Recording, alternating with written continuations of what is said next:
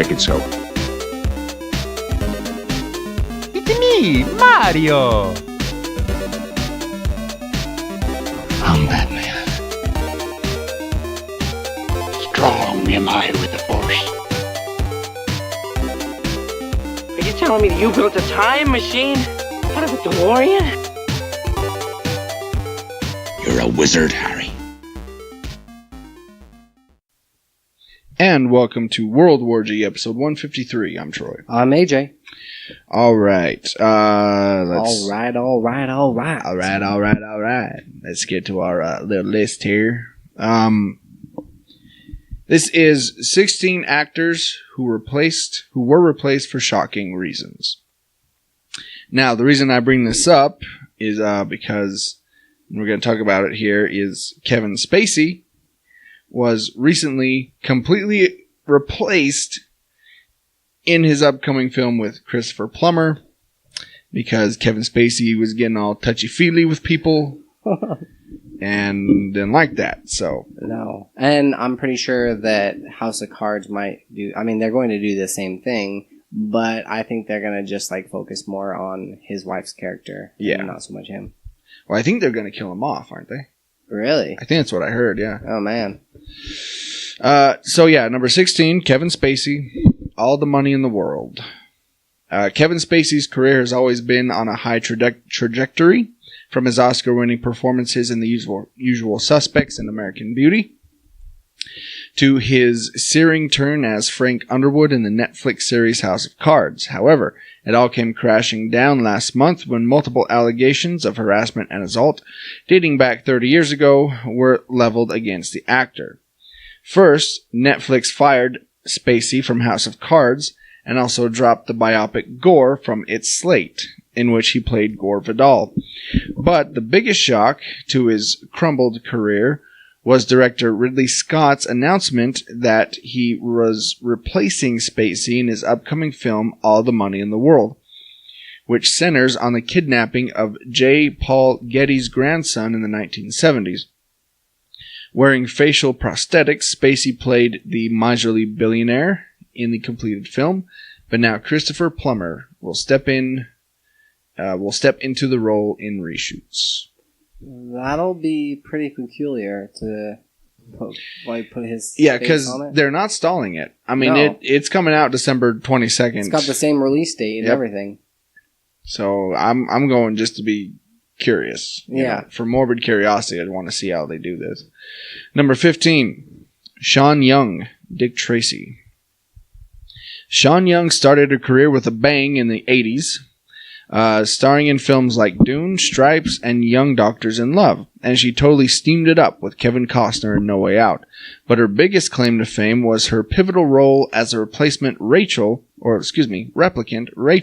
in Ridley Scott's 1982 sci-fi classic Blade Runner.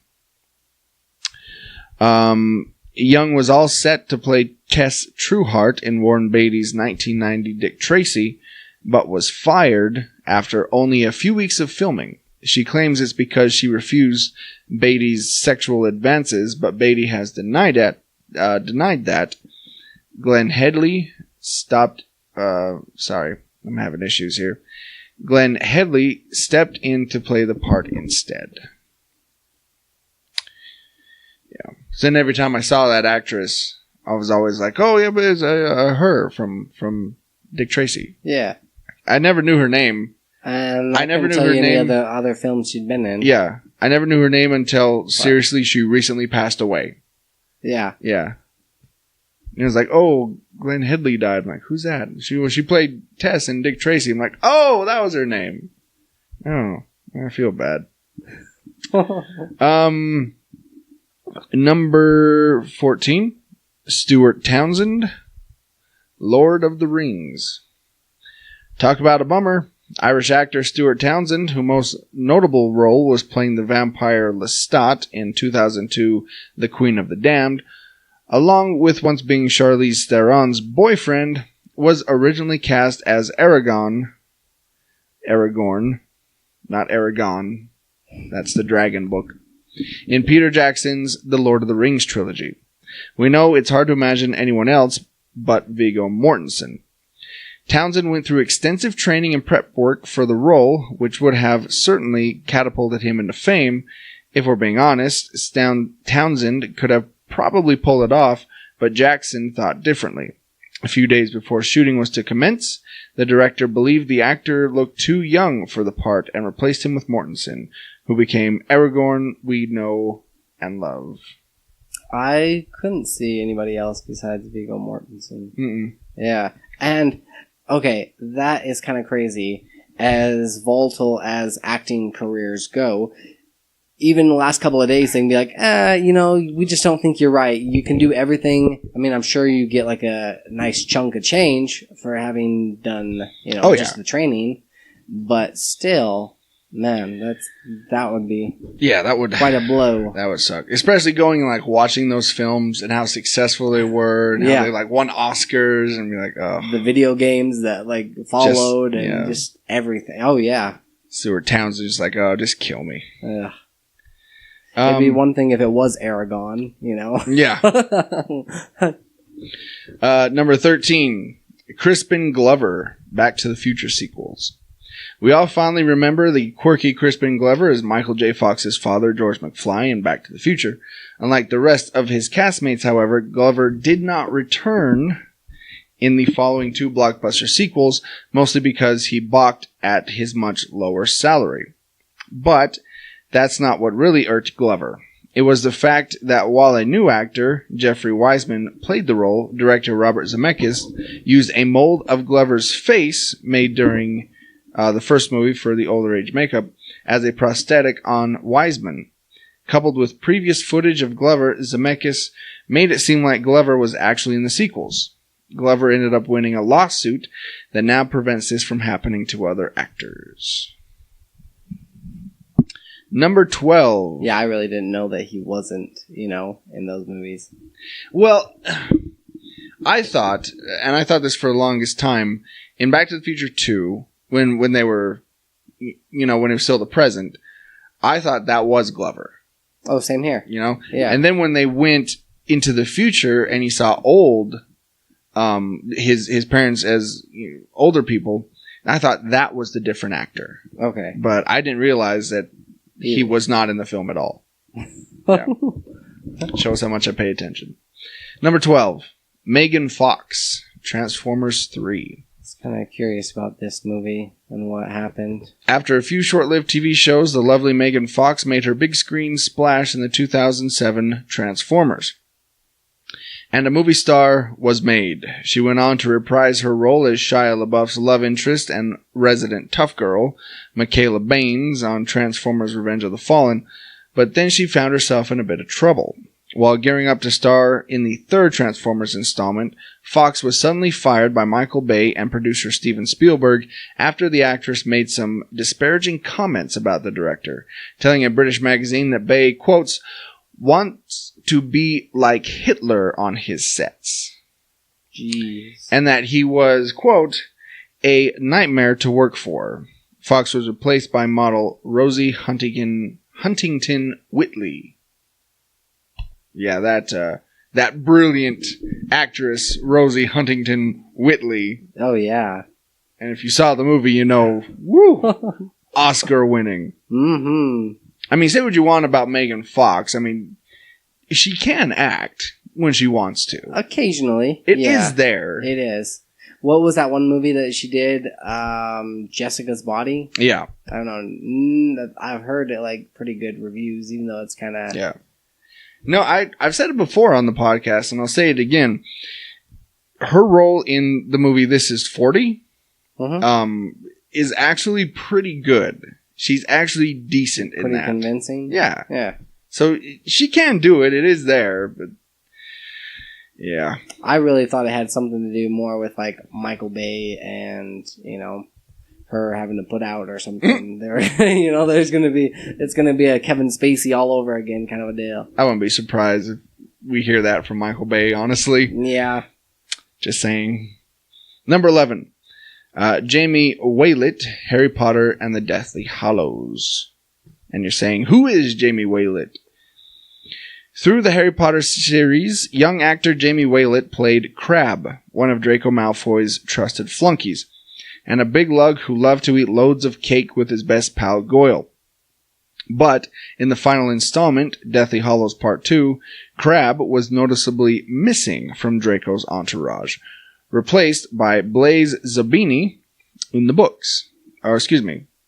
In the books, Crabbe plays a big part in the final battle sequences, so what happened? Apparently, Waylett got into trouble with the law. In 2009, Waylett was arrested for growing marijuana in his mother's London home and pled guilty to possession of cannabis. Shock. Look out. Then, in 2011, he participated in the London riots and was caught looting. Okay, that's a little worse. Yeah. A bottle of champagne, apparently. And sentenced to 2 years in prison for violent disorder, including a concurrent sentence for handling stolen goods. Wow. The British government is strict. Right? They chopped off one of his left arm as well. Wait, what? At least they got a character that, like, you know, he fits the role. They kind of typecast him. That's true. Like, yeah. You're a criminal. You're a thug. Wait, no, you really are. Oh. Number 10. Terrence Howard, Iron Man 2. We've talked about this one before. So I'm just going to read the whys and hows. For years, Howard was bitter and vocal about his ousting, which basically boiled down to money. He claimed he was the one instrumental in getting Robert Downey Jr. the coveted role as billionaire playboy Tony Stark, which he was not. Yeah. That was the director. What the heck is his name? Oh my gosh. Brain fart? Brain fart. Total brain fart. It's late at night. It's all understandable. It'll come to me. Playboy Tony Stark, which gave Downey a major career boost. Jon Favreau. Yes. There it is. But then, when the sequel rolled around, Howard said he was asked to take less money due to Downey's rising star, and Howard refused, thus paving the way for Cheadle. So we've talked about it before. Why? Why do that? Why shoot yourself in the foot? Yeah. Yeah. Oh, less money? Oh, okay. I'll have to take, like 10 billion instead of 15. Exactly. Oh, man. Oh, less money. No, I'm not going to do that. I got principles. Okay. See ya. A couple $1,000, I might. Yeah. I mean, Rhodey's going to be in several other films, but okay, I guess you're out. That's fine. You got your principles. And Cheadle has all the money now. Yeah. But have fun, buying all your expensive stuff with your principals. Number 9. Aaron Hayes in Kevin Can Wait. This does seem a little unfair. After one season of playing Kevin James' wife on his new CBS sitcom Kevin Can Wait, actress Aaron Hayes was let go in favor of bringing Leah Remini on board as a full-time cast member. The weirder part is the showrunners decided to kill off Hayes' character Donna. James admitted in a recent interview with the New York Daily News that Donna was killed off because the show needed to push forward, creating more opportunities for James's character, Kevin Gable, as a single dad. We're thinking it might also be that the actor just has mad chemistry with Remini, who guest starred as Kevin's former partner on the police force in season 1. She was, after all, James' TV wife in the long-running series The King of Queens. While Remini isn't playing his wife this time around, the sparks will still probably fly. Have you had a chance to check out this show? No. Yeah, no. I always forget that it's even on until Same we here. happen to come across a story about And it. it's like, oh, yeah. Oh, is that's still on? Oh, Yeah. okay. Although, didn't you watch a ton of King of Queens? Oh, yeah. Yeah, right? I watched a lot of King of Queens. Number 18. Or excuse me, number 8. Nicole Kidman, Panic Room. Nicole Kidman was originally cast in David Fincher's tense thriller Panic Room, playing a mother who attempts to shield herself as her daughter after intruders break into their home. But she had to drop out after 18 days of filming due to a lingering knee injury she suffered while making Moulin Rouge. Fincher wanted to close down the production altogether, but the studio wanted the film to move forward, and so Jodie Foster was brought in as Kidman's replacement. The actress was still able to be part of the movie, though. She's the voice of the girlfriend of Foster's husband in the movie, heard answering the phone when Foster's character calls him in a desperate attempt for help. I thought that voice sounded familiar. And actually, the movie it's pretty underrated. It's pretty decent. I don't think I ever saw it, actually. Wish they go purchase the house and then they find out it has a panic room in it and then they're locked in the majority of the time. Yeah. No, it's pretty decent. Number 7. Rachel Dratch in 30 Rock. Tina Fey wanted to include her good friend in the SNL alum Rachel Dratch on her new TV show 30 Rock, and so cast Dratch as Jenna DiCarlo, the best friend of Fey's Liz Lemon and star of the fictional sketch comedy show The Girly Show. But after they shot the pilot, which never aired, Fey decided to rewrite the character of Jenna to make her more of an overhyped, glamorous diva type and cast Jane Krakowski as Jenna Maroney. Dratch didn't see it as a big deal. She explained to New York Mag, I think the big thing was, at least what they told me, that at first they wanted to have more comedy sketches in the show, then they decided they weren't going to focus on the sketches, so they needed more of a sitcom actress as opposed to a character actress. I really like Tina Fey. She's alright. I can't stand Alec Baldwin. And I especially can't stand Tracy Morgan. Well, then you definitely, Do you not like that? not like that show. Right? I watched like a couple episodes. I'm like, no, I'm going to power through. I'm going to make it through. I couldn't make it through the first season. I liked it. Number 6. Ryan Gosling in The Lovely Bones. Did you know Ryan Gosling was originally cast as the grieving father in Peter Jackson's big screen adaptation of The Lovely Bones? We didn't either. But apparently, Gosling didn't last long in the role. The story goes, Gosling thought he might be too young to play the character, and he decided that if he maybe gained weight, it might make a difference. So, he showed up on set 60 pounds heavier than he was when he was hired. Jackson didn't agree with the change at all. Gosling told The Hollywood Reporter, "We had a different idea of how the character should look. I really believed he should be 210 pounds. I'd gotten it wrong. Clearly. And then I was fat and unemployed." It's alright. I like it. They hired you for a reason, or for, for a certain look, or for a certain whatever. Then he shows up, all overweight, and he's like, director's just like, really? Like, what is wrong with you? Although it is crazy how much weight these actors can lose or gain, and it's ridiculous. One example in particular, Jared Leto? Yeah. For Dallas Buyers Club, or even Into the Fire. What's his name? Batman. Oh, Christian Bale? Christian Bale, yes. Yeah. He looked like a Holocaust, survivor in that movie.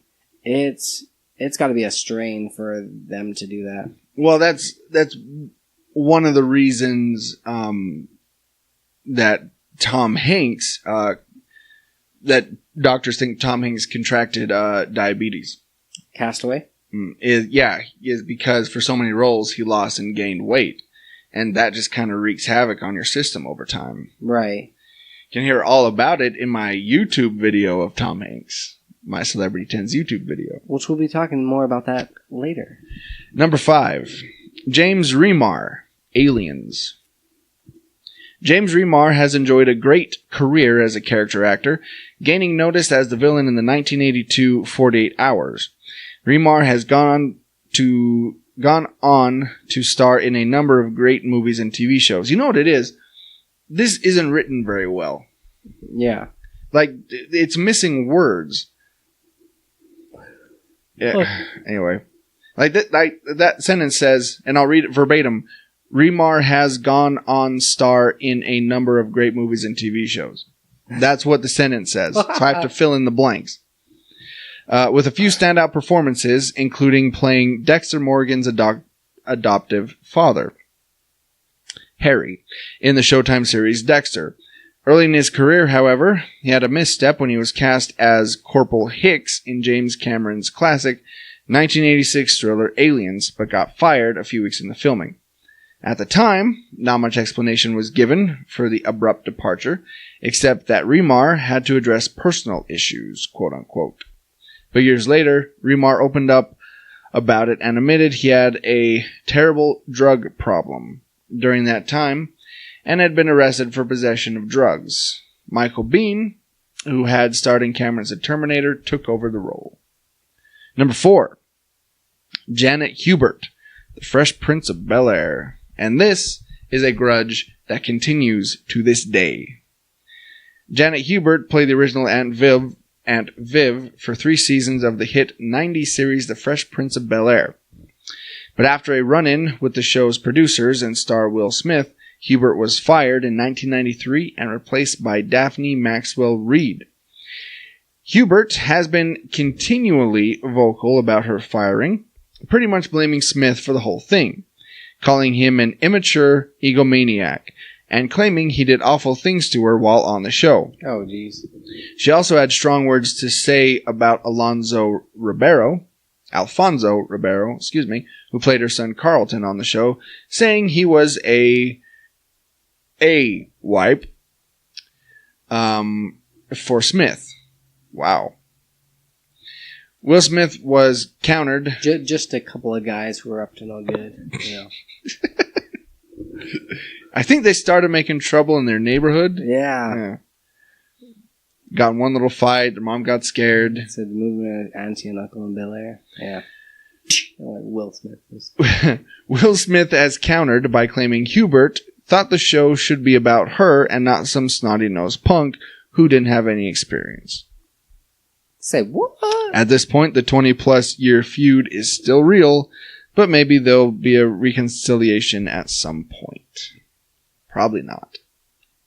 No, she's gone on record. I mean, when the Smiths were boycotting the Oscars, she did a video saying how ridiculous it was, and then she continued. Shoehorn kind of brought in the whole Fresh Prince thing. Yeah.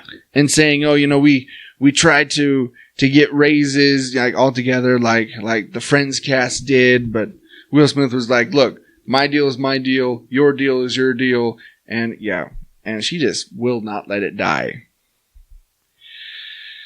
Number 3, Meg Foster, Cagney and Lacey. The role of Christine Cagney was actually played by a few different actresses. Loretta Swit first portrayed the detective in the 1981 CBS TV movie, opposite Tyne Daly and Mary Beth Lacey. But when it was decided to turn it into a series in 1982, Swit couldn't do it because she was still contracted to the long-running show MASH. Meg Foster was hired instead to play Cagney.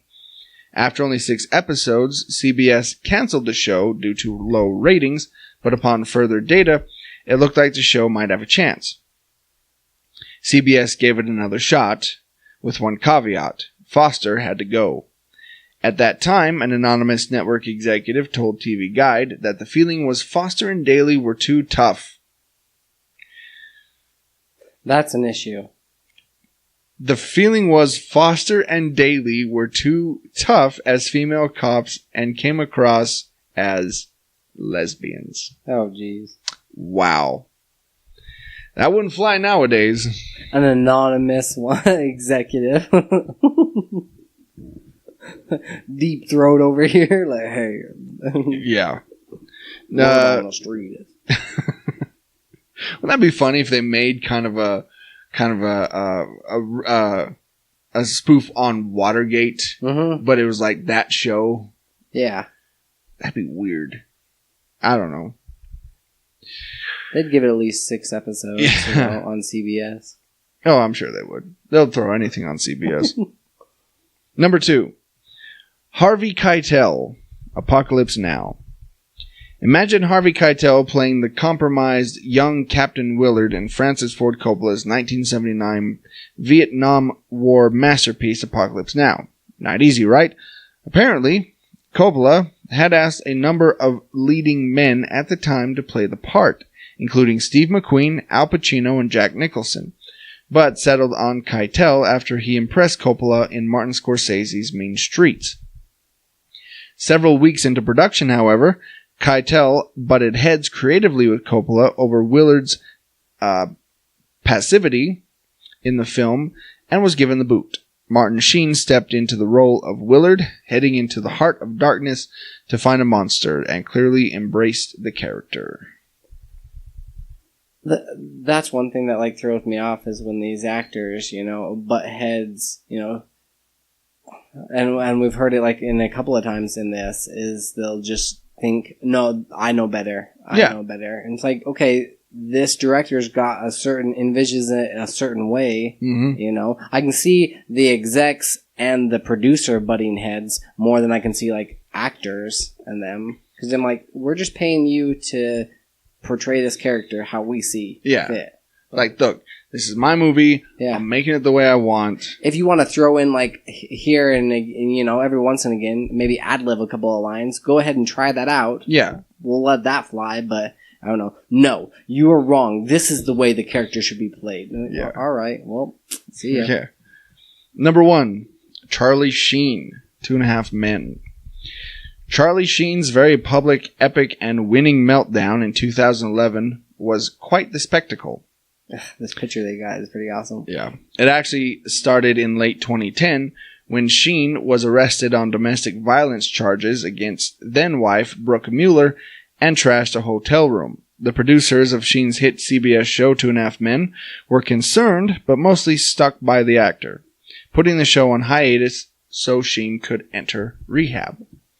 Then Sheen's behavior became increasingly more erratic, and he started giving interviews in which he bashed the show's creator Chuck Lorre and Warner Brothers Television. Not the best choice.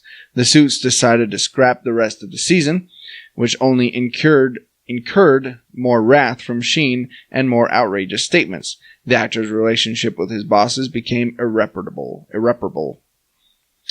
Sheen was finally replaced on the show by Ashton Kutcher. And 2.5 Men ran another 4 seasons. Yeah. Oh, yeah. I didn't know it. I thought that was lasted one more season after that. It went on for quite some time. Jeez. Thing just limped along there at the end. Like most of, his creations. Sorry, Chuck Lorre. Don't fire us. I don't know. Do you have that power to fire us at our jobs? Replace us with Ashton Kutcher? That'd be awesome.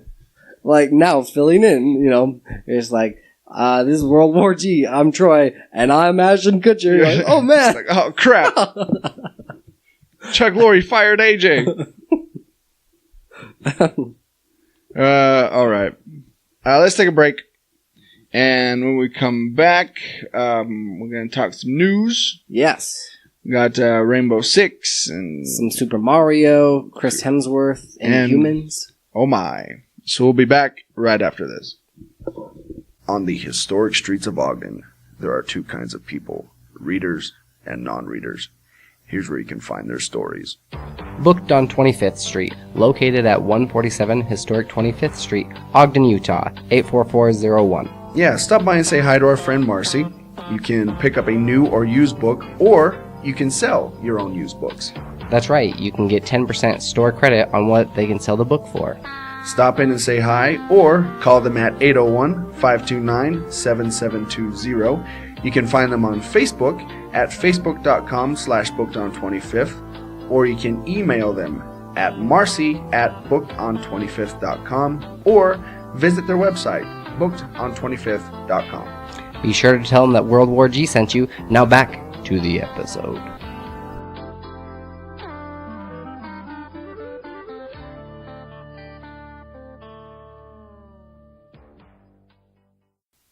And we're back.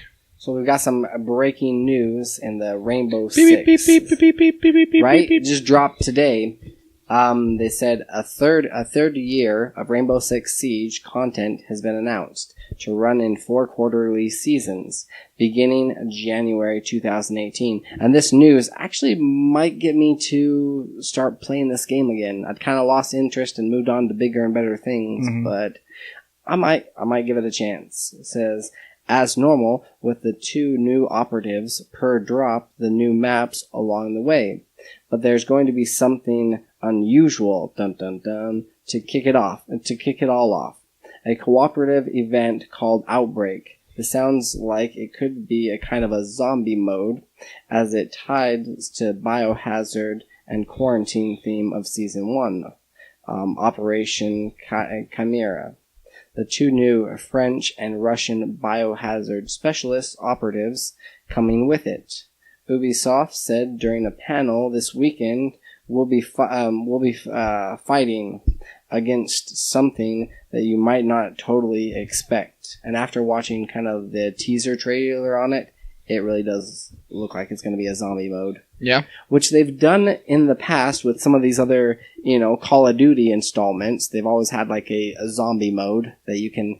But this actually could work because the primary objective in Rainbow Six Siege is to prevent the other guys from getting in and to be terrorists, and then you switch places, and then you have to go on the defensive and break it down like their barriers. So this could actually work pretty well for trying to stop zombies from attacking you, because then you'd have to strategically plan whether you're going to use all of your parts, on a certain area, or if you're going to try to like play it more like, I don't know. There would be a lot of different angles you could come from it. Right. It could be pretty fun. So, why did you stop playing it in the first place? Well, it just kind of got repetitive and redundant. There was only a couple of different maps that you could choose from. You only had so many operatives that you could pick from. And okay, what they did is they had it to where you had to purchase these operatives or play enough to where you unlocked them, and then once you did, you could use them, but everybody wanted to be certain characters, and there were certain characters that were a lot more OP than others. Yeah. So you could only have one of those on your team. So if you didn't quickly select that character, then you didn't ever get to play as them. So I'm just I see. This is kind of lame, because I had to keep playing as other characters that I didn't like, or that, I don't know. Yeah. It's kind of like... So it's kind of like the heroes versus villains mode in Battlefront. Mm-hmm. Yeah. You got to hurry and select the character you want before it gets picked. Oh, yeah. Yeah. Yeah. Very similar to that. But it was you just switch back and forth between a couple of different maps, and it was just like, okay, I get that they were going to release some more content, but there's other games calling my name. Yeah. And I've kind of got a ADD gaming style. Oh, I know. I know you do. It's difficult though, dude. Like to invest in some of these games, like 100-something plus hours to finish everything when they're constantly dropping new and other stuff. Yeah. I got a problem, Troy. I got a problem. And see, and me, I find a video game I like and I stick with it. Oh yeah. For a long time. So speaking of video games, are you going to be purchasing Battlefront with all the controversy surrounding it? Battlefront 2, I guess? I haven't really... I mean, I know there is controversy, but I'm not sure what the controversy is about. That they don't... I mean, unless you pay money, you can't unlock these certain characters. Oh, really? And like with the DLCs... Yeah, well, okay, you can either put in a couple thousand hours to unlock Darth Vader, or you can pay $50. Or whatever the price is. Right. But yeah, they're making some buku bucks, EA is, but... See, and I thought, and we talked about this before, that because there was such an outrage and uproar from the first Battlefront, that on Battlefront 2, everything was going to be free. Yeah, that's not the case at all. Or was it the caveat that it's free, but you have to put in a lot of hours to get it? Yes. Yeah. I think that's where they went with it. But there is a story mode, which could be kind of cool. Yeah, you play someone in the Empire. Mm-hmm. You don't play a rebel this time, which is interesting. Yeah, I'll get it. It'll be a Christmas present. Has the other Injustice, I mean, have you gone back to play that one quite a bit?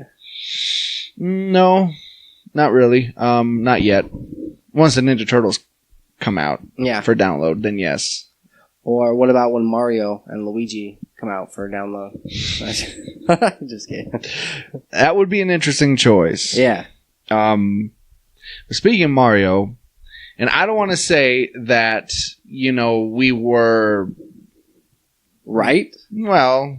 I'm not saying that we're psychic when it comes to pop culture things, but we tend to call a lot of things before they happen. So call me now. Call me now for your free tarot reading.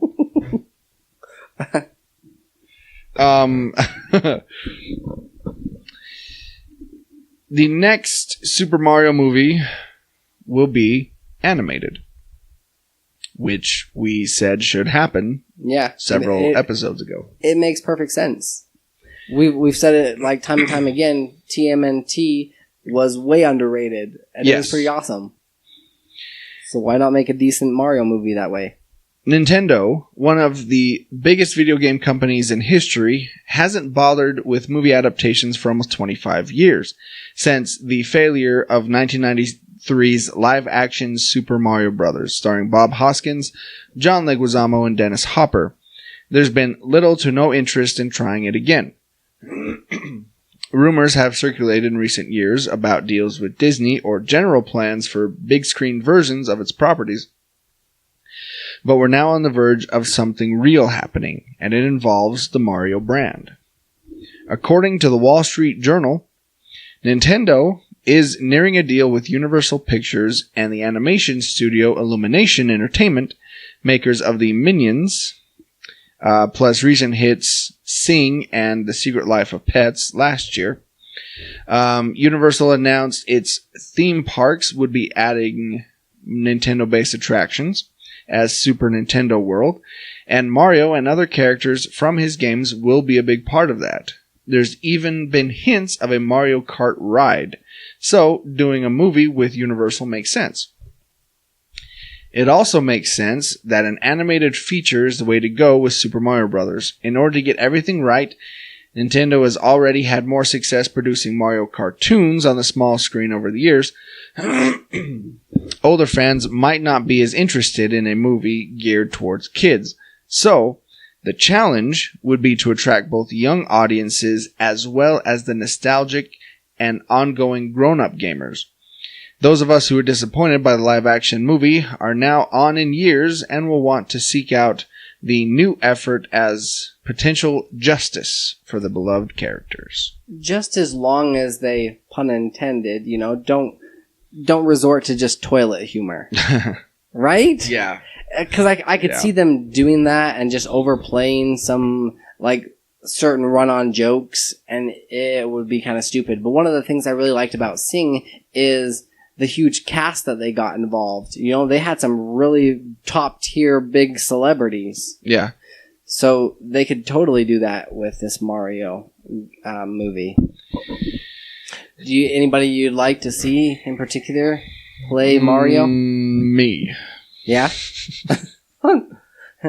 No, really what they should do is get the guy who does Mario's voice for all the video games. Yeah. Yeah. I mean, because why not? I mean, he's right there. Right. I mean, he's not a big name, obviously, but... Yeah. But can he do more than just, I know he does, a lot of short Here dialogue. we go! Yeah. You know what I mean? Can he seriously, It's a me, Mario! Can he do more than catchphrases, though? You know what I mean? Yeah, I don't know. I mean, I would assume. It's probably a fair assumption. For those iconic moments, you could probably get him to do... those certain things that have to sound legit. Yeah. Yeah, but we've never really heard, at least from him, Mario say a complete sentence. Yeah. Yeah. Huh. So if you were going to cast somebody?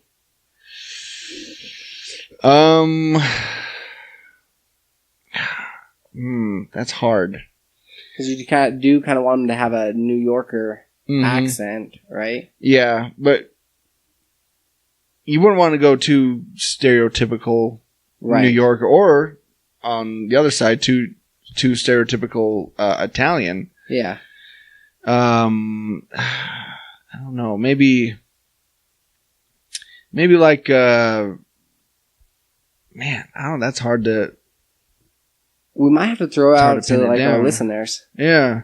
You know, hear what they have to say. Yeah, let us know who you think. I mean, it'd have to be somebody. I don't picture Mario with like a deep voice. No, Like I've never pictured that. right, but not So- too kiddish either. Yeah, not too kiddish. So I don't know. I mean, I was thinking like Jack McBrayer, but he was in Wreck-It Ralph. Yeah,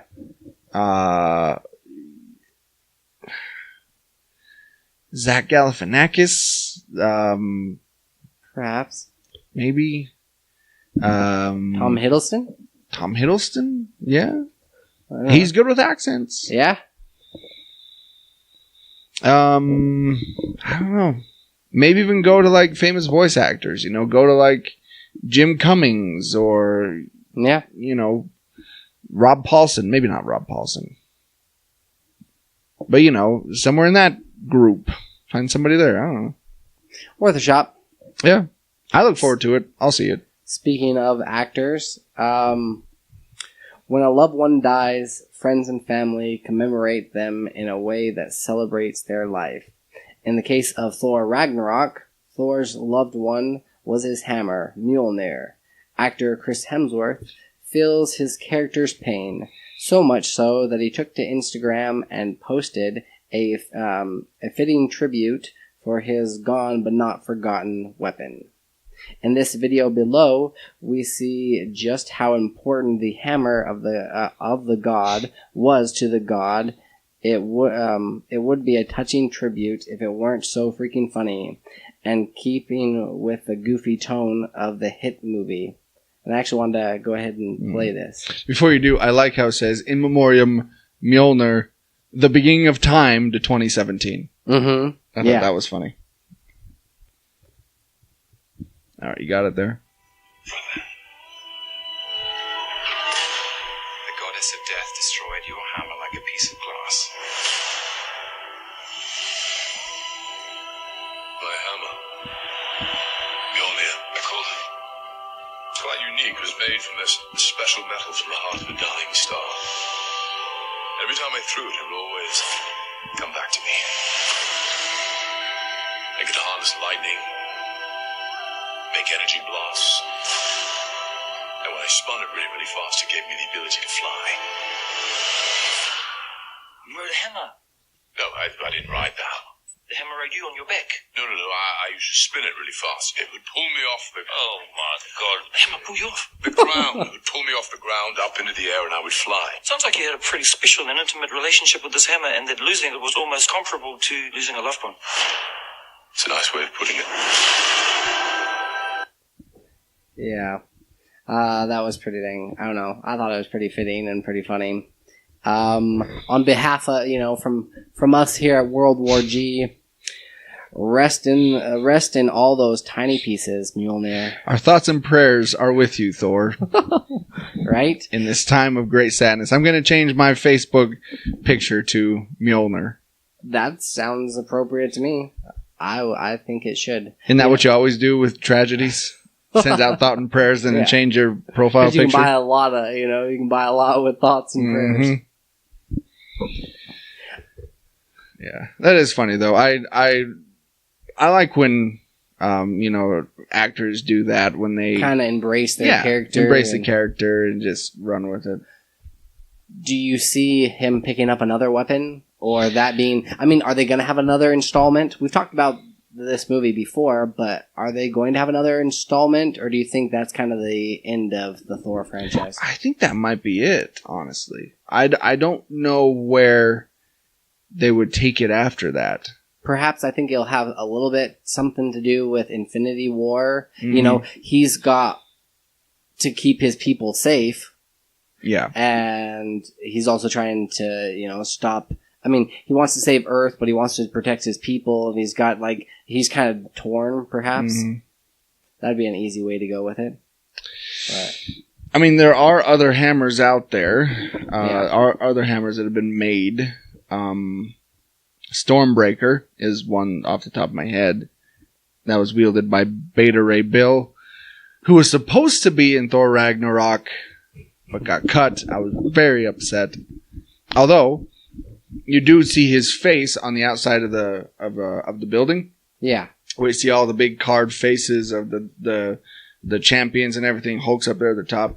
To Hulk's right is the face of Beta Ray Bill, which I was very happy about. At least they, Yeah. He was always... Beta Ray Bill was always one of my favorite Asgardians. Have the action figure of him. Oh, there he is right there. There he is. People call him Camel Thor because he looks like a camel. I did like how they also threw in that, he got turned into a toad for some time. Yep. That was way awesome. He was a toad for a minute. Oh, I got that reference. Yep. Okay. Poor Inhumans. Oh, man. Speaking of shows just limping along to the end until it was shot dead in the street.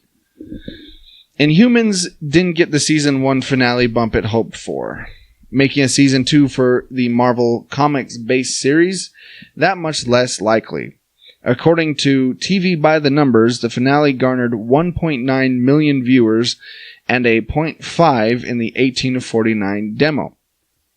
While it held 100% of the lead-in from Once Upon a Time's target 18 to 49 demo and 81% of its total lead-in audience, it actually dropped 2020's ratings to its lowest in recent history. Jeez. Wow. It was even affecting 2020. Because of the Inhumans... 3 years from now. Because of the Inhumans effect, 2020 rival Dateline has doubled the former's ratings. Wow! So Inhumans is so bad that it made 2020 better. No, it made 2020 worse, and people went to Dateline. Oh, I gotcha. So they're like, nope, click, change the channel. Wow. Jeez. I didn't even think about that, how one TV show can affect the whole, another station. One. Yeah. Yeah. I never even thought about that. Did you see any of the Inhumans? No. Me neither. I have not watched a single episode. Me neither. I have not seen one single second. They should have... I've seen more trailer than I've seen of the actual TV show. They should have kept it a movie. Oh, yeah, for sure. As a TV show, it doesn't work because there's so much CG that needs to happen in that show. I mean, Medusa... And a smaller budget. Yeah. Well, a TV show budget. Yeah. With Medusa alone and her hair, I mean, she controls her hair. It's like, a sentient being. And so, to get around that in the TV show, they cut all of her hair off. They had one scene where she was kind of controlling it, but... There goes half the budget. Cut it all off. Yep. Yeah. Yeah. A critical disaster, Inhumans is considered a failure for Marvel in a few different ways. IMAX even regrets the decision to have debuted the series in its prestigious format. Quote, customers expected a production akin to a mega-budget blockbuster movie, rather than pilots for a television show. Moreover, the fact that it was Marvel IP set the bar to a level you wouldn't see from other pieces of content or IP because of the reputation and high production value of Marvel movies. Or even for the most part, their TV shows. Yeah. Speaking of which, The Punisher, if you haven't already started watching it, it's pretty dang awesome. I'm only a couple episodes in, but... It's worth a watch, although you do need to be kind of familiar with Daredevil and some of their characters. They do throw in a few of them making appearances. And we'll have full reviews after we finish the whole series. Oh, yeah, for sure. Talk about more in depth. So let's take another break, and when we come back, we're talking, we got good stuff. We got Galaxy Quest... Incredibles 2. I like how you just skip over Deadpool. Superman, and that's it. Nothing else. Nothing else. We're talking about nothing else. So, we'll be back right after this. Are you feeling nostalgic about your music listening needs? Do you like the tonal quality, that only a record can provide. Then go check out Lavender Vinyl, located at 123 25th Street, Ogden, Utah. Yeah, go talk to Kylie or Blake. They have a large selection of new and used records. They will also buy your old records, maybe the ones that are just sitting up there in the attic, gathering dust. And if you can't find anything, they'll be more than happy to pre-order it for you. Now, you can always find them at lavendervinyl@gmail.com. You can also check out their website, lavendervinyl.com, or give them a call on the phone, like a normal person, at 385-240-0336. Be sure to tell them that World War G sent you. Now back to the episode.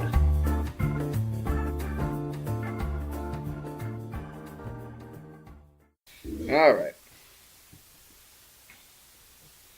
Oh, hey, we're recording. Hey, we're back. Welcome back. I accidentally hit the button, I guess. Okay, so we're going a little long here, so we've cut a few stories. Our Galaxy Quest and Incredibles 2 stories we've cut. Basically, Galaxy Quest is picking up where the movie left off, the TV show. And Mr. Incredible, has to take care of Jack while his wife goes and takes care of crime. There you go.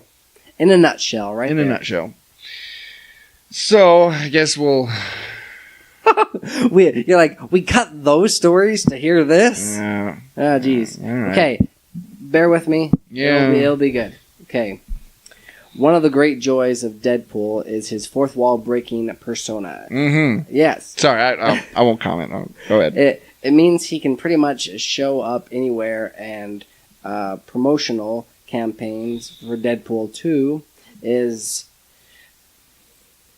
providing such things as the first poster. For the first poster was via issue of Good Housekeeping magazine, and now the first teaser trailer has arrived, surrounded by very interesting video.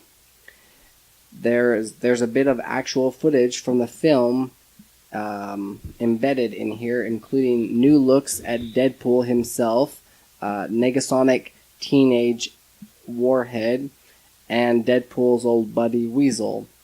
But it's also hidden inside an homage to The Joy of Painting. Yes, the one you used to watch on PBS with Bob Ross, introducing you into painting happy little trees. The real reason I bring this up is not to talk about the teaser trailer, even though it was pretty dang funny. Although, warn you right now, language, for sure. Yes. But that's what you get with a Deadpool movie. I think it would be so awesome for the marketing team to work on the marketing team just to do whatever the heck you want. You're not limited by anything. You can go ahead, hey, let's throw it out in the middle of this Snickers commercial, or you know what I mean? Yeah. That's got to be pretty dang fun from that aspect. Yeah, and it's... Yeah. Troy's trying to find something positive to say about Deadpool. It's so hard for me to compliment Deadpool. Yeah. Yeah, it's... Okay. I will admit the marketing is clever. Yeah. But that doesn't change my feelings on the character. It does make its way to theaters in June 1st, 2018.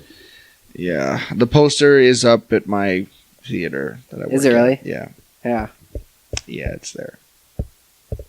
You're not going to get any others. Have you ever seen any other movie that's done something like this? It's already got a cult following. It doesn't have to worry about it could do whatever it wants, and they're going to still see it. The Dark Knight had a really good marketing campaign. Because everybody wanted to see the Joker, wanted to see the Joker wanted to look like, and so there'd be little teases here and there. There'd be, you could go online and look at little pictures and stuff, and little sound bites and stuff like that. And one site will lead you to another site, which will lead you to this and da. They did something kind of a little bit similar with Sherlock Holmes. Did they? You know, you can go further and further down the rabbit hole. If you're looking for Moriarty, you can go to this website, and then if you go to this page, you'd have to look and find like this encrypted wording here, and Yeah. I don't know, it's pretty trippy. I feel like they're not utilizing all of these different things to market other movies. You know, it's so everybody wants to know every little detail about a movie before going into it. You know, so that they've basically seen the movie. But I loved back in the day not knowing like anything about it and being completely surprised and being like, wait, you know, Han Solo's in this movie, or you know, or like Harrison Ford, kind of a deal. Like, I mean, you take a movie like, let's say, The Social Network or that horror movie Unfriended. Mm-hmm. I saw nothing on Facebook, any sort of ad about Unfriended on social media. Like, that's kind of obvious, isn't it? Isn't that where you want to have your ads or on social media? Presence? Yeah. I mean, that makes sense to me. That's kind of like the obvious no-brainer, like easy one. Like you're just like, oh, where are we going to market this? Let's market it in newspapers. Yeah, you know, right? Like let's go to magazines, the publisher clearings. You know, let's go to Redbook. Let's stick an ad in Redbook. Yeah. Yeah. I don't know. There's a lot of missed opportunities, but there's this is actually one of those fews, and that they've hit out of the park. All right. Speaking of superheroes? Yes. Superman. And we're going to talk Justice League, give our review and our take on it here in a little bit. But Henry Cavill is under contract for one more film as Superman, according to the LA Times. The Times reported that Cavill's, I think it's Cavill, contract status is in the course of a post-Justice League interview. With one more film possibly on the horizon, Cavill has some ideas to where another solo Superman film could go. He says, "There's a wonderful opportunity to tell the Superman story. Now there is a fantastic chance to show Superman in his full colors and tell a very complex, character-driven movie that is based on story and have that wonderful sensation of hope and happiness. A feel-good movie with lessons laced in there as well." Justice League marked Cavill's third appearance as Superman after Man of Steel and Batman v Superman: Dawn of Justice. I feel like there is a lot of story untold,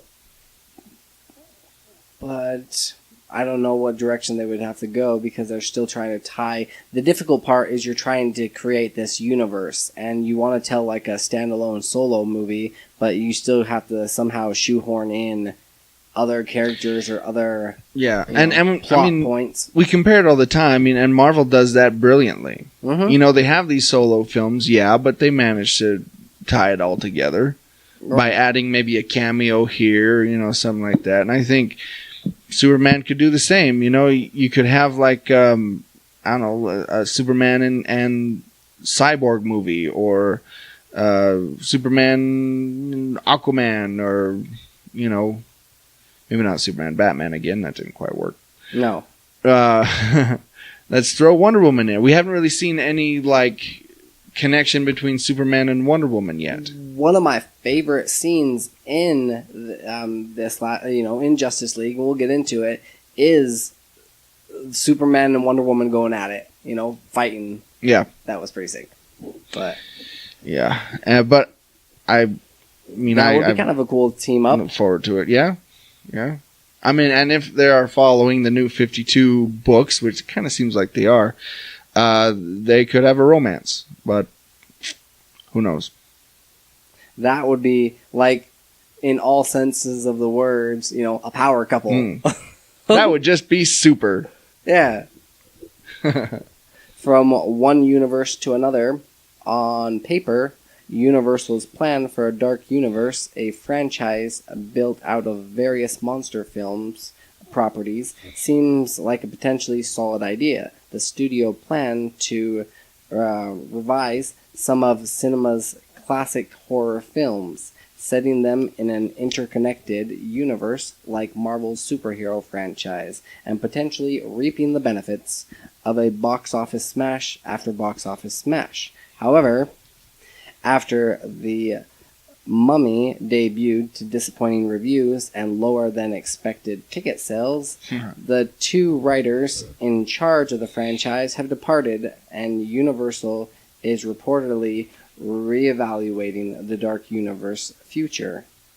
Universal has expensive plans for the franchise. The Bride of Frankenstein was meant to follow The Mummy in 2019. They would be joined by new versions of the creature of the the creature from the Black Lagoon, Dracula, Frankenstein, Hunchback of Notre Dame, Invisible Man, and the Phantom of the Opera.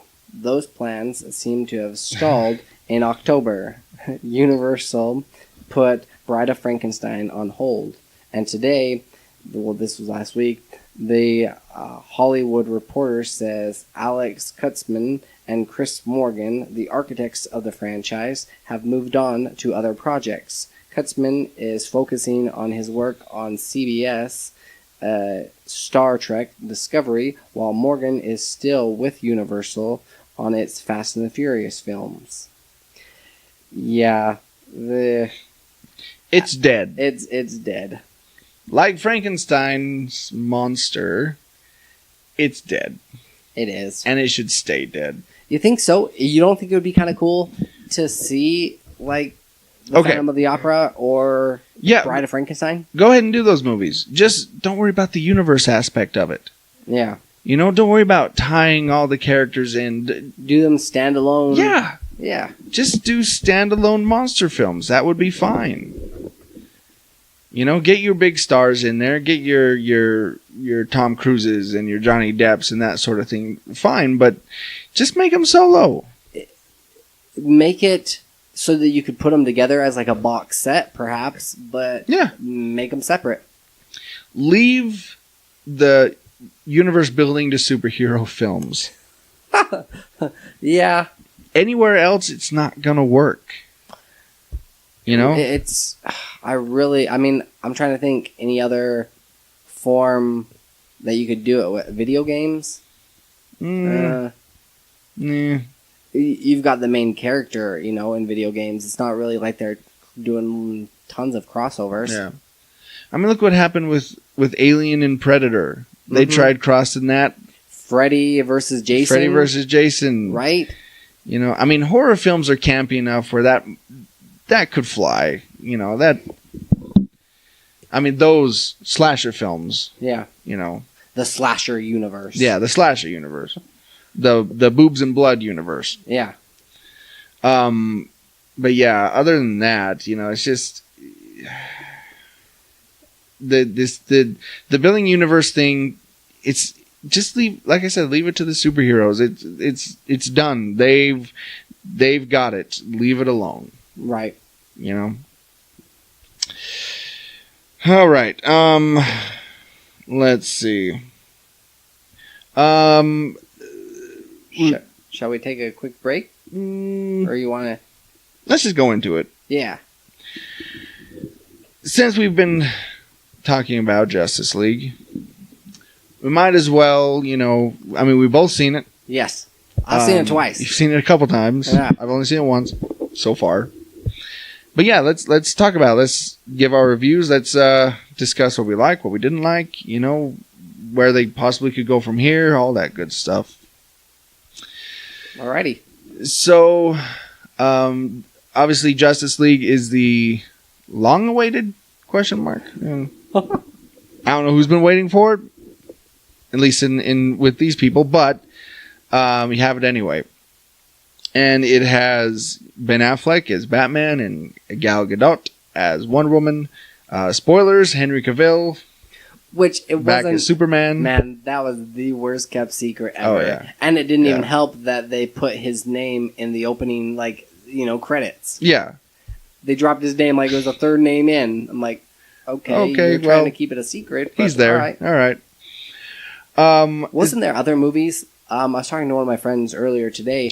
there was other movies that they actually kept their names out of the credits entirely, like kind of like Johnny Depp on 21 Jump Street. Yep. Because he didn't even want them to know, it wanted to be a big surprise. And they should have done that. They really should have kept his name out of there. Oh, yeah.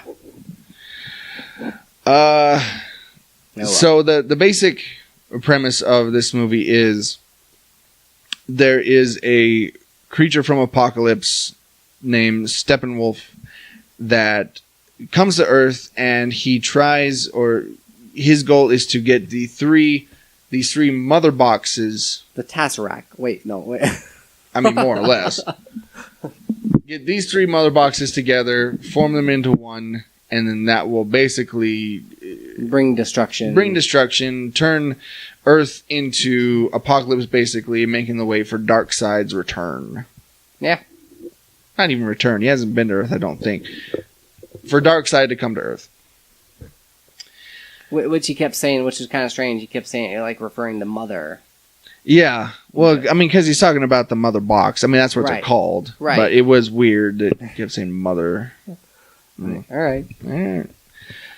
So Batman decides to form this team and gather the crew together to, that they have to work together in order to take him down. Yeah, him and Wonder Woman decided that they're not enough to take on this threat, so we need others, because bad things are coming, and we got to have people that can hold these creatures back. Which was kind of crazy that they had to introduce Cyborg, the Aquaman, as well as the Flash. Yes. In this movie. That was a big task for them to do, and they did it pretty seamlessly. See, and that's what I thought, but people have been complaining about that. It was a little fast. Like, I mean, the Flash saying, Yeah. The Flash just been like, all right, I'm in. Yeah, I need friends. But people were complaining that they didn't give them enough. Or, no, that they went, what were they? I thought they had quite a bit of airtime. Cyborg and his dad were on screen for quite some time. Oh, yeah, okay. I remember what I was going to say. They complained that they had too much origin. And I'm like, no, they didn't. Yeah. There was... You need that. There was no origin before this. Not really. In their universe that they're creating. Yeah. I mean, we saw flashes, like you were saying, his... he went and talked to his dad in prison and that sort of thing. Which I actually thought that was kind of endearing. I liked it. Yeah. Or Dr. Manhattan. Yeah, and Dr. Manhattan. And it wasn't so much an origin as it was this point in their life. Right. I mean, it's not an origin because Flash, Barry Allen is already the Flash. Yeah. Victor Stone is already Cyborg. Aquaman, of course, he's always Aquaman, but, he's already doing his thing. So these aren't origins. These are just a day in the life, basically, of these heroes that already exist. Yeah, I didn't like Victor Stone, the direction that they went with his character, where he's still getting used to this alien stuff that's attached itself to him and is continuing to grow. Cyborg, in my opinion, was one of the weaker ones. He was. Because it was too much of a cheat. It's like every problem they came across, he could fix it. Mm-hmm. And it wasn't all that interesting. We can't get from here over to Russia. Oh, I can take care of that. Yeah. Oh, we can't figure out where he is. I can take care of that. I can figure out where he is. Mm-hmm. Oh, we can't, what are we going to do with these mother boxes? Oh, I can take care of that. Yeah. It was like, it was too much. It was too easy. It was. So that was one thing I didn't like. I also felt, man, this pains me to say, Ben Affleck's Batman, he was kind of one of the weaker characters as far as, like, strength goes. Well, he was seriously kind of like the Harley Quinn of the group. He was. I mean, right? I mean, he has no powers, and I've got money. Which, that kind of bugged me just a little bit, that the main lines from the trailers were in the movie. Some of them. A lot of them. There was a lot in those trailers that were taken out of the movie. True. But the money one, and then there was like just like Aquaman riding that one character, that one creature. Mm-hmm. The parademon. Yep, yeah. Yep. Which, that would have been a cool scene if they didn't show it in the trailer. Right. It would have been pretty awesome. Yeah. But you'd already seen it. So even like The Flash. Oh, one of the scenes that they didn't show that I really liked is Superman looking over at The Flash, you know? Like looking at Barry Allen as he's running around. Like that he's keeping up with him. Yeah. That was kind of cool. Let's see. What are some other things? They bring to life Superman. Bring him back. They brought back Superman. In the Which goo. I was surprised that Cyborg couldn't have fixed that problem. I know, right? You know? Like, oh, I can bring him back. They brought him back in a very convoluted way. They really did. I mean, they kind of brought him back the same way that Lex Luthor brought back Zod and created Doomsday, quote unquote. Mm-hmm. But yeah, they went back to that embiotic chamber or whatever in the ship and placed him in there and had a mother box and Flash, and it got a little convoluted. But he came back. Right. And was it seemed like he didn't have his memories there for a second. It did. Like he was kind of basing, like he was just going on instinct. It seemed like, until they brought in the big guns, right? Which was Lois, kind of jog his memory. It's like, oh yeah. Man, that was kind of funny. Where he like when Lois is first introduced and he's holding Batman, kind of just throws him aside. I enjoyed that. Yeah, it was good to see what actually would happen in a fight between Superman and Batman. Like, I think I am bleeding. Like, yeah. That was another cool part. Also, when he was taking on the entire league, and Flash started running up behind him. That's what I was talking about earlier. Oh yeah. Yep. Where he's kind of like looking over at him and keeping up with him. Yeah. That and also the cool. headbutting competition between him and Wonder Woman. I thought that was pretty sick. Yeah, and her lasso, her lasso of truth. You're thinking it's like it stops anybody, and he wrapped it around his fist and pulls her in. Yep. Just to like catch her by the throat. That also made for a funny scene when Aquaman was sitting on the lasso and started bearing his soul, and that was pretty cool. But yeah, let's talk a little bit about Jason Momoa as Aquaman. I thought it was a solid performance. I That did dude's too. ripped. Oh yeah, yeah. I mean, yeah, he's the king of the sea. I mean, that guy for sure. Even that, I thought it was appropriate that they had that king of panties too. I'm telling you, he's making other things moist too. Wet. Don't use that word. Do not use unless you're talking about cake. Do not use that word, please. That's nasty. What happens when we record later at night? No, but wasn't it Icky Thump? Mm-hmm. Yeah, White Stripes. Yep. That was pretty appropriate. Although I thought it was kind of strange that you really didn't get to see him utilize his powers anymore. Yeah. He just goes walking into the storm and it's like, okay, well that was kind of cool. A drunken Aquaman. But I did like when they did show him briefly when he was in water. It's like that's how, like Superman flying through the air. That's how he moves in the water. Oh yeah, and that that one moment where he kind of like stops to change direction, where you kind of like see him just like pose and then go off it, and also the way that they described, when he was talking, because that joke got a little old from Batman, Ben Affleck, where he's just like, you can talk to fish, right? Yeah, yeah. All right, yeah. He just feels it in current changes. Yeah, it's kind of like his spidey senses, which was a cool way to explain it. Mm-hmm. Yeah. It did make him sound a little bit cooler than actually just talking to these fish. Merman. I thought that the team had good chemistry. Yeah. I thought that Batman and Wonder Woman, as kind of the vets pulling the team together, they work really well off each other. They did. And as far as the Flash goes, I thought, because I love the TV show so much that I thought, okay, well, let's see what this kid can do. And, maybe it's not exactly the Barry Allen from the comics, but it works. It was pretty decent. It fits. And I did like the chemistry between him and Superman. That one scene where they're like, not the very end where they're racing each other, but when Superman catches up to him, he's taking them down, and then he's just like, oh wait, there's people in danger. I'll go left, you go right, kind of a deal. And yeah. And that was a funny scene where he rescued the truck of hostages, and then Superman comes along with a giant apartment building full of people. that was pretty funny. And that was actually quite accurate with Russian. That was pretty legit. Yeah. Right on. Now let's talk about Superman. Okay. As much as I like Man of Steel, and I enjoy it. Not so much Batman v Superman. Right. But I have to admit, this Superman that he's now portraying as kind of the smiling, charismatic, joking, that's jovial Superman. I enjoyed it. Yeah. I have to admit, I like that Superman better than the one in Man of Steel.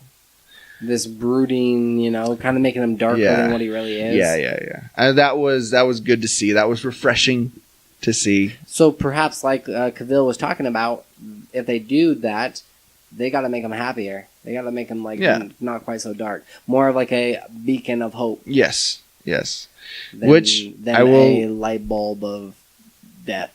A light bulb of despair. So yeah, I like that. Now another thing I didn't like is there was a lot of CG in this. There was a lot, a ton, and some of it was not good. I mean, just plain not good. There was a part when Cyborg was talking because he's mostly CG, and he kind of turns his head, and it's almost like his head comes off of his body. Doesn't really move with it. Yeah. No, it was really weird looking. Mm-hmm.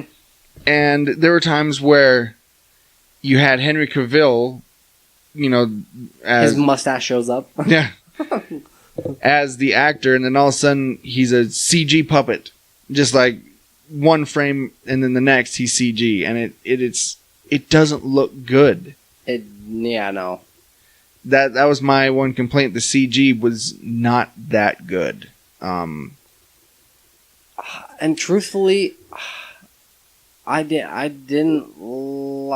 thought I would like the bat suit a little bit better, and he is kind of an aged Batman, but it looked so weird on his face, and he looked like really big in the suit. He looked huge. Yeah.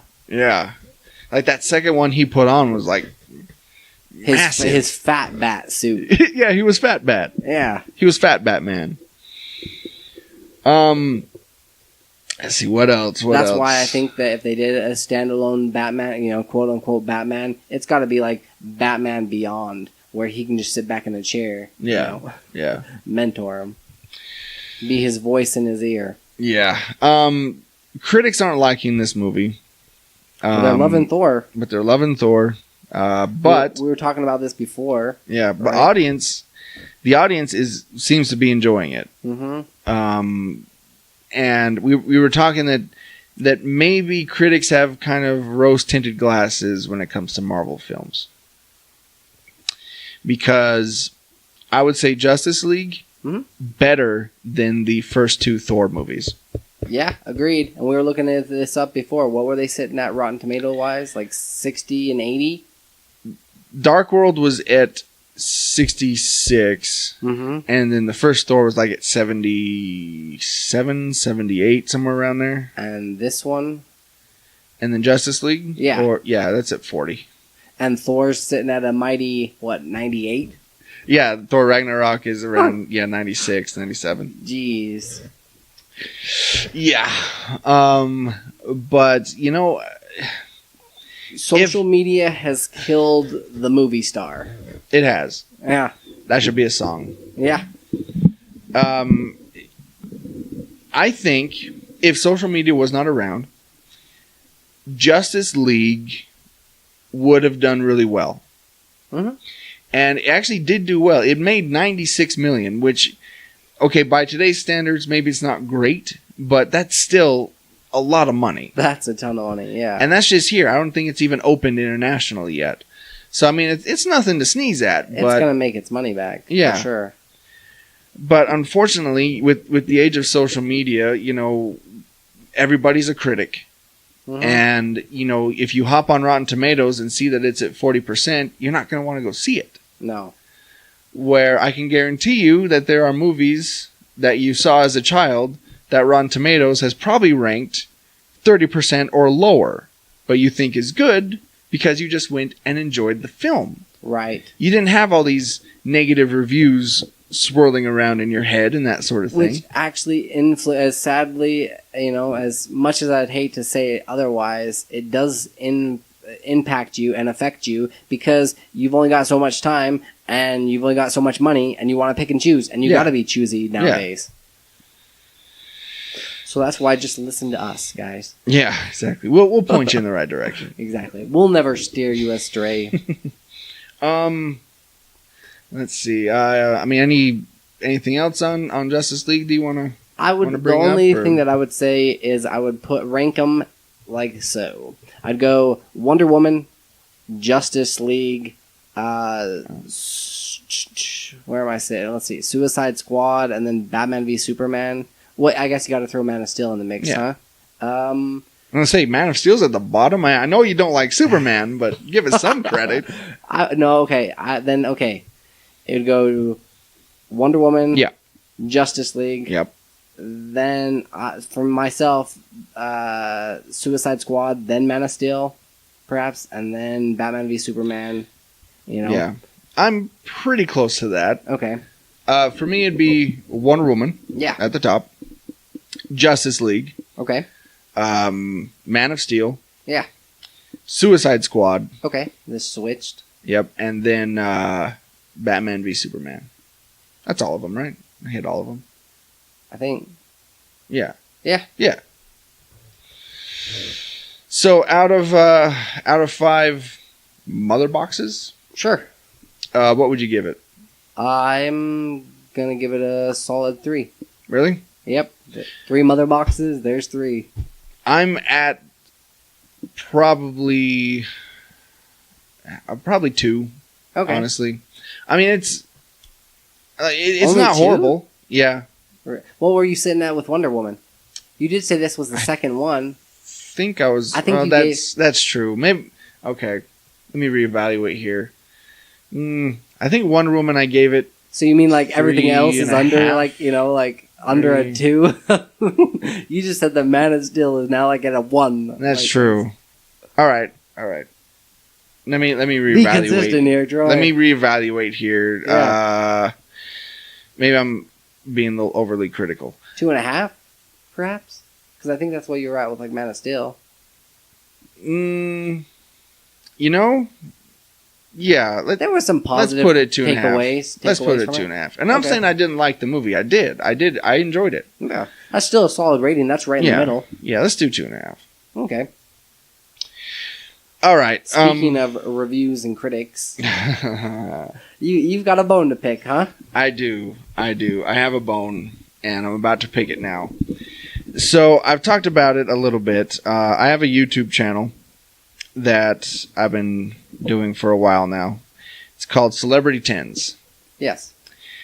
That you can go find. Just search youtube.com/celebritytens. Tens is spelled 10S. You've now got your, official URL? I got my custom URL. Yeah. Yes. That is pretty sweet. And it's actually going really well. It's 10 facts, unknown or lesser known facts about celebrities. Right. And so, just a few of the videos I've done. Some of your more notable ones. I've done, Chris Hemsworth, Seth MacFarlane, Walt Disney, Jerry Seinfeld, Steven Spielberg. I've done 3 of the 4 Beatles, Stan Lee, and Rhett and Link. Mm-hmm. Now, it's the Rhett and Link one I want to talk about. All right, because it's got the most views by far. By far. Yeah. It's sitting at, currently, as we record this, 40,647 views. In second place is my Paul McCartney video with 3,938. Oh, wow. That's second place. So. And then it goes down from there. Down from there, yeah. So, as YouTube goes, with more views comes more comments. And I have been inundated with comments. I have over 100 comments on here. And most of them are not positive. Seriously? Yes. Now, some of their major complaint is apparently I talk really slow. on this video. I disagree. It's not so much talking slow as it is Being articulate. And enunciating. Mhm. I mean, as you've heard in this video, if I try to kind of speak quickly, sometimes I stumble over my words. Right. And so I want to make sure that I get, everything in there. And do as few as takes as possible. Yes. Now, as I've gone along, I've been able to speed it up more, and my last few videos are actually, Been less of a bit less time. Yeah. Yeah. Had less time. They've been shorter. So, I figure I would read to kind of take the piss out of some of these comments.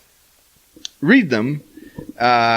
This is like when you've got, is it Jimmy Fallon or who does where they have them read their Twitters? Jimmy Kimmel. The tweets. Yep. Yeah. And I figured, since these are, a lot of them are trolls, that I would read them in the style of everyone's favorite troll, comic book guy from The Simpsons. That sounds appropriate to me. So, here we go.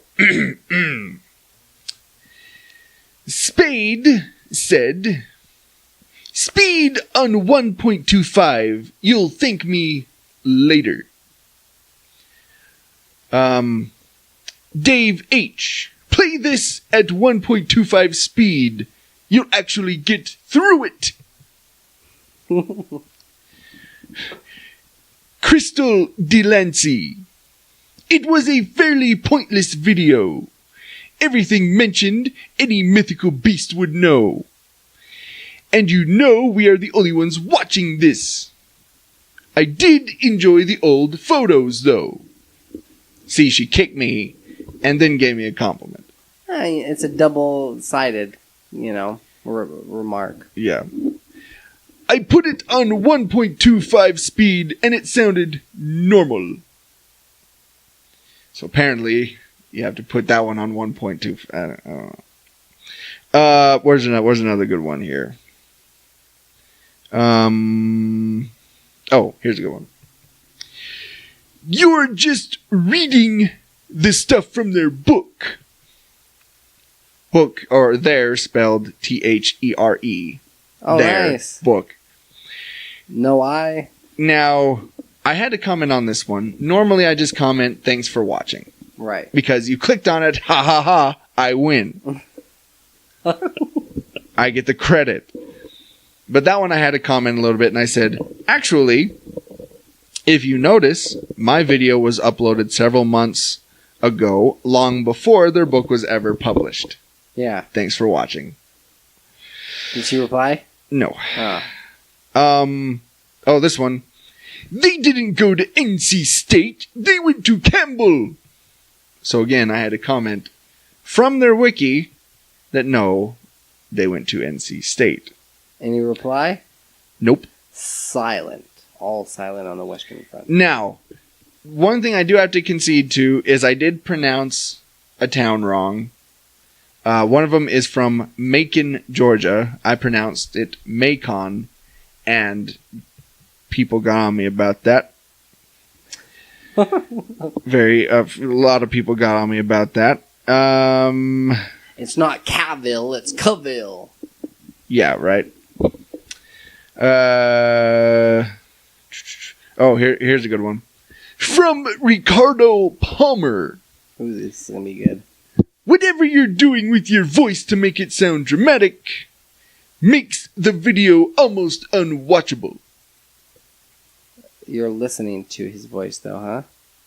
Yeah, I'm not doing anything with my voice to make it sound dramatic. I'm just reading. I'm just speaking. Well, no. He makes the video almost unwatchable. Yeah, But he's listening to your voice, though. Yeah. See the conundrum? Yeah. But it makes the video almost unwatchable. Yeah. What's another good one here? So it's got to be, I don't know. I guess this is a claim to fame. Has this at all? You know how we've always talked about whatever, like they can say whatever they want. It doesn't faze me. Is that still the case? Is that still your stance? Yes.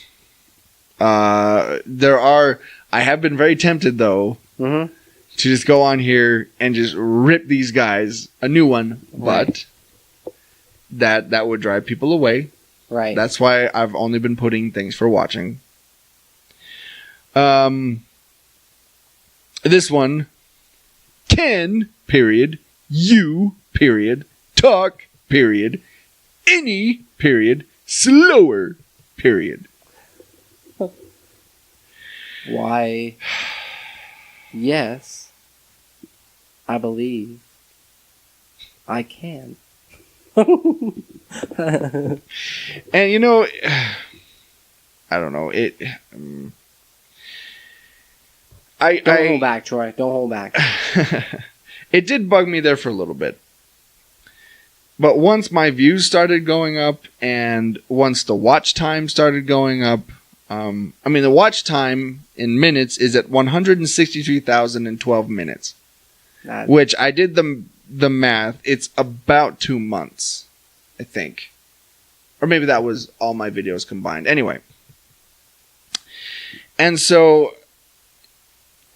And putting it in perspective. Yeah, I mean, it's just people that feel like they have to comment, like they're saying something original, which they're not, as I showed. Right. And I don't know, I don't... Here's what I'm going to say. A lot of those, I clicked on their profile. Yeah. Just to see. And I would say 9 out of 10, they have no videos. Right. No subscribers. Nothing. All they have is like several liked videos. Mm-hmm. That's it. They aren't creating anything. Yeah. But they're going to be scrutinized or criticized. But they're going after people who do. I mean, that's the epitome of the internet troll. I mean, oh yeah. And I understood that when I started doing this, that was going to come with the territory. I get it. But they're still watching. Bottom line is they're still watching. They're still clicking on it. Yeah. And I'm getting the credit for it. So thank you, internet trolls, so much. But yeah, if people listening to this, if you want to go check it out, like I said, it's youtube.com/celebrity10s. 10s again is 10s. Yeah. Where can they find the podcast? Oh, that's right. That's what we're doing. Yeah. You can listen to all of our episodes at worldwarg.podbean.com. You can also find us on iTunes and the Google Play Store. Just search World War G. On the social medias, you can find us at facebook.com/World War G podcast. We're also on Twitter and Instagram at WWG Podcast. You can find all of our merchandise, which we haven't plugged in a while. Yeah. We have shirts and buttons and bags, and mugs and all of with our logo on it, different colors and different sizes and all that stuff. You can find it at shop.spreadshirt.com/WorldWarG. You can also email us anytime, day or night, at worldwgpodcast@gmail.com. So this has been World War G episode 153. That has been AJ. That has been Troy. Stay, period, geeky, period, my, period, friends, period. Thanks, Troy. Hi, everybody. This is Sean Ray. And John Irons. And we're the hosts of Cosmic Potato, the Super Fan Talk podcast. We're a show that has a little bit of everything. Yeah, we talk about movies and TV and cartoons, entertainment news, and every show has a different theme. That's right. We might discuss anything from our favorite bad movies to who would win in a fight between C-3PO and the Tin Man from The Wizard of Oz. Yeah, that was episode 41, a classic. You can download that episode and all of our other episodes on iTunes and Stitcher. We're on Podcast Addict and, of course, on our website, cosmicpotato.com. It's special guests and movie news and geeky nerddom and nerdy geekery and lightsabers and Time Lords and Ninja Turtles all the way down. So check out Cosmic Potato, the Super Fan Talk podcast.